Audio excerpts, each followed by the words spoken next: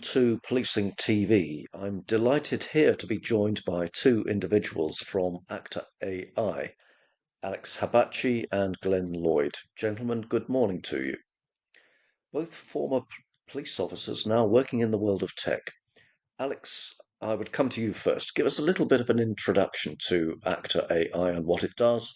And then, Glenn, I'll come to you for a little bit more of an introduction to yourself and for you to add a little bit more on what Alex has said. So, Alex, first you, please. Thank you, Bernard. Thank you for having us. It was nice to meet you last week at the Tech UK event. So I'm very grateful to be with you. Former police officers involved in technology. How did that happen? Why did it happen? It remains a bit of a mystery to me, but it has happened. Glenn and I met lecturing on the sort of degree or the university entry pathways on the Met's behalf. I left the police as, I guess, a sort of early service leaver. I'd done 7 years frontline and a few years with HMIC at the time as a researcher for them. My service was frontline, streets of Hackney, response team officer, eventually a supervisor, and involved in the world of covert policing for a little bit. Glenn, in the olden days, would have been sir to me, and I'd have been in his office if things had gone truly wrong. When I left the police, I started a company involved in something completely different. We were looking at building an AI around wine, so recommender, to help customers choose the right bottle of wine. And through that, I met a load of technologists. That business wasn't successful. And then I went back to what I knew, which was criminal justice.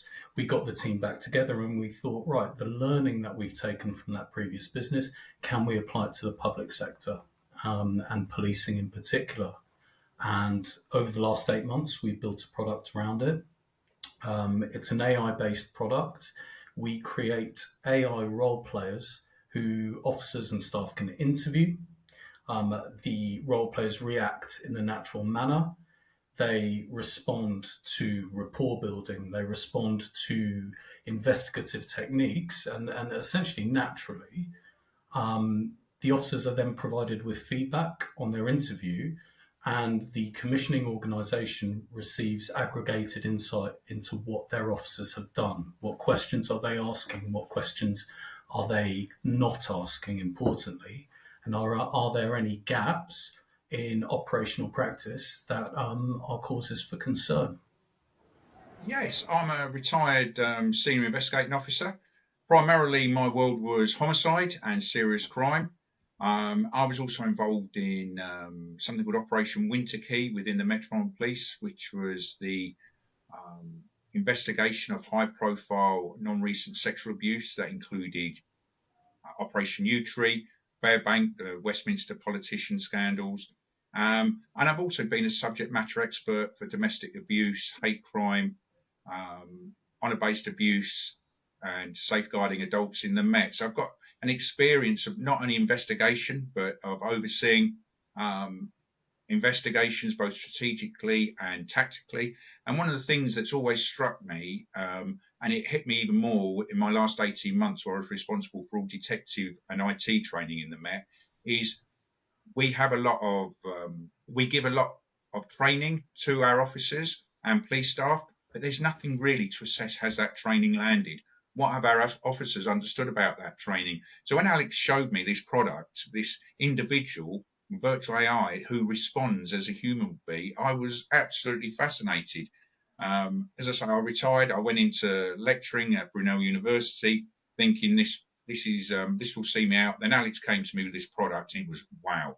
This is something else. This is such a simple, user-friendly tool and very cost-effective, where we can assess officers not only on a micro level but on a macro level and organisation as to where knowledge has landed, and also risk audit what organisations know and where they can direct resources to training. So that's how I became involved, because all of a sudden I'm still very passionate about law enforcement. I'm still very passionate about learning and mentoring and continual professional development. And this just ticked all the boxes. And I didn't think, having retired from the police, I'd be part of a company developing AI products. But it is such a simple idea, effective product that had to be evolved. And so that's how I've come along on this journey. And initially, I thought it was a training product, but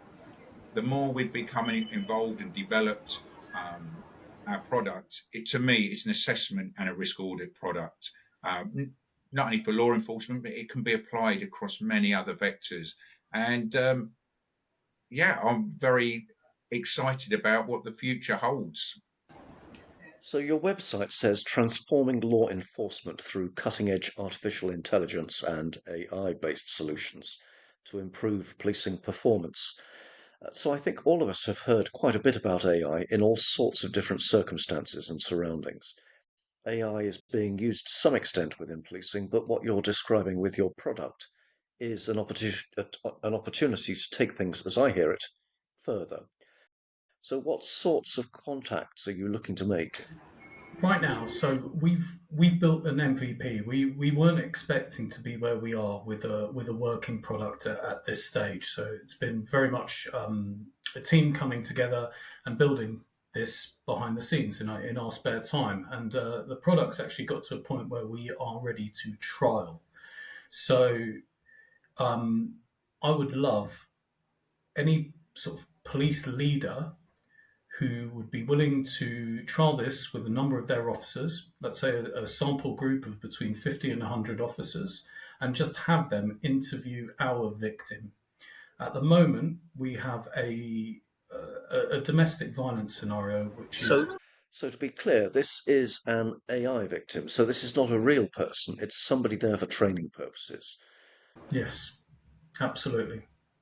Yeah, so one of the things when we were discussing what our initial product should look like, we decided on violence against women and girls agenda, and we put together a domestic abuse legend, a victim with an associated history, because it resonates. And we thought if we could understand building that product, we could virtually build any product, because the complexities of domestic abuse and the historical nature of it and the amount of partners involved. So really, we want to reach out to police leaders involved in violence against women agenda, um, police staff members who are leads on violence against women and girls. And initially, what we want to do is get the product out, actually get it into people's hands so they can see it. So a very small test group, they can say, "Oh right, yes, this is what it looks like," and then they understand how they can test it, as Alex said, against 50 or 100 officers. And I think the thing for police leaders or those with lead on violence against women and girls, it's not just what it delivers on a micro level, so an individual officer, where there may be opportunities to see what was successful and what wasn't successful, but on an organisational level, they can look across and see, as an organisation, do we understand domestic abuse? Are we getting the fact there's coercive controlling behaviour? Are we getting the fact that there's a non-fatal strangulation? Are we getting the fact that children are witnessing and therefore victims of domestic abuse? Are we introducing the DARA risk assessment model at the appropriate times? Are we building rapport? Are we letting the victim know what is happening in the future? So all of these things can be assessed again, as I say, on a micro and a macro level. So really, it's an opportunity for organisations to actually audit themselves as to where we are as an organisation in respect of domestic abuse, where we need to put our resources into upping our training, where we learn from our successes as well, and also from an individual level. Do you know what officers need more training? We know about learner fade. When we're officers last trained in domestic abuse, has that learning faded?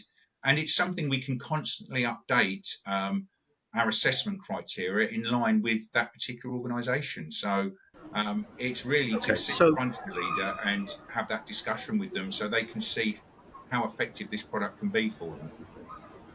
so we've squeezed quite a lot into the time we've had available for this conversation, and indeed lots more, I think, to follow up on. But if I can bring things to a close now, the request I make on your behalf really is for those that have a key role in forces tackling violence against women and girls and domestic violence to consider getting in touch with yourselves to learn more about what it is that you have to offer and to see whether those getting in touch with you can help support the trial of the product, the service that you now have. So, on that note, I think let's bring it to a close. Alex Habachi and Glenn Lloyd from Actr AI, thank you so much for your time. Okay, Thanks for well, thank having you very us. much. It's been very enjoyable. And I think, just to conclude, I just think the thing is we're a mixture of operational and tech guys. So that's what probably makes us a little bit different in the tech space. Very good. Okay, thank you both very much.